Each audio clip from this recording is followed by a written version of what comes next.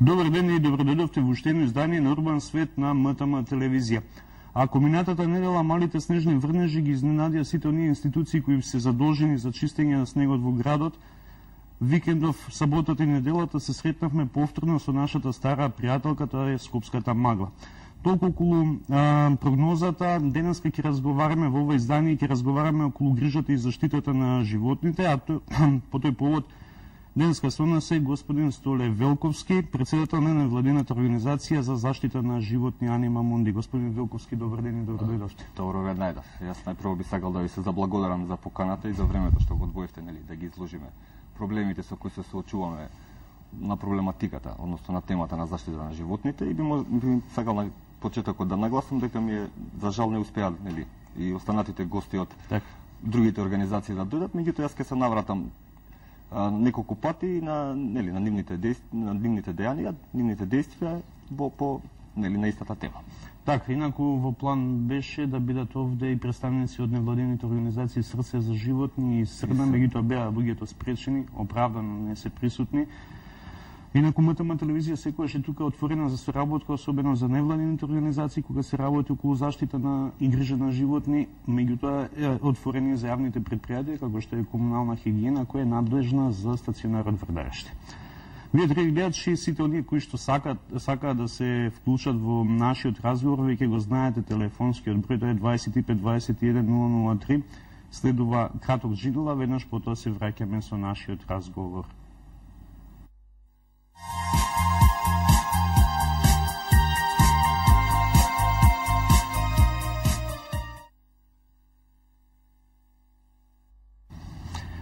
Господин Велковски, недавно се случи еден немил настан каде што пред влезот на стационарот Врдареште беа наедени обезглавени и полузапалени тела на кучиња. Како се случи вие да бидете на лице место и што се случи, како беше крајот на цел тој немил настан? Вака, значи, ние постојано, нели, и покрај сите тие препреки на кои наидуваме од страна на вработените во стационарот, односно од самата таа јавна установа, ние постојано идеме да земеме, нели, мали кученца за посвојување, кои понатаму, нели, би ги проследиле до некој соодветен дом, односно до соодветни граѓани кои би се грижеле за нив, која е, нели, една од нашите заложби и идеи како организација. При една таква посета наидовме на една страшна грозоморна сцена пред стационарот. Тоа беше надвор, нели, од тие нивни приемни денови, веројатно беа изненадени и не очекуваа дека некој од нас ќе пристигне, па веројатно тоа им дало нека одредена комоција да се однесуваат како што се однесува.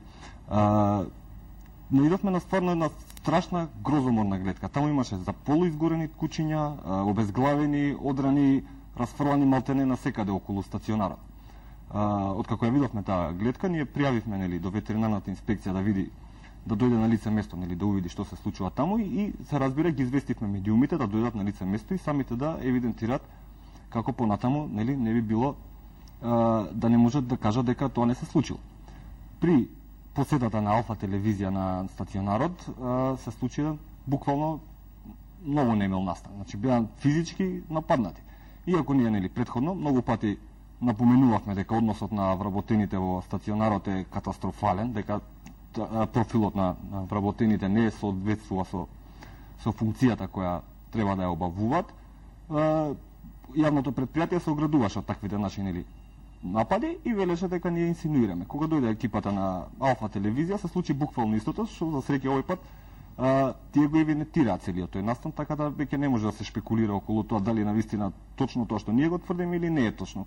Може луѓето сите да го видат тој настап, тој брутално агресивен настап, каде што вработениот му вика сега јас ќе ти кажам овде сум јас главен и уште еднаш ако дојди утре или не знам таму, ќе видиш што ќе ти се случи и ред други закани. Потоа истиот тој новинар се обрати до нас, бараше мислење во однос на тоа како вработените се однесувале со нас, ние го дадовме својот став и што мене многу не ми се допаѓаше, бараше изјава од господинот Ракип Дочи, кој е главен и одговорен на тоа јавно предпријатие, и кој велеше дека новинарите се тие кои вршеле притисок врз вработените, а вработените воопшто не биле криви при еден таков настап, што е многу, нели, според мене многу смешно една таква изјава и не соодветствува со реалност. Добро, во секој случај преку нашите колеги од Алфа телевизија се виде што се случуваше таму. беа и брутално и не знам физички дали постоеше напад, меѓутоа она го слушнавме од самите вработени во стационарот во Рдариште. Пред овој настан имаш уште една немила сцена.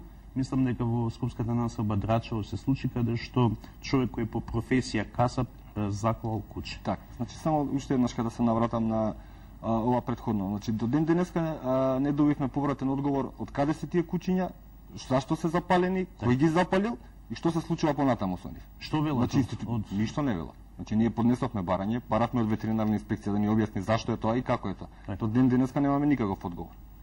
Значи тоа е работа која треба да не загреши. Втора, околу појавата на злоставување на кучињата, една од по улиците. Една од тие појави беше касапот кој немилосрдно го заклаа кучето пред очите на граѓаните.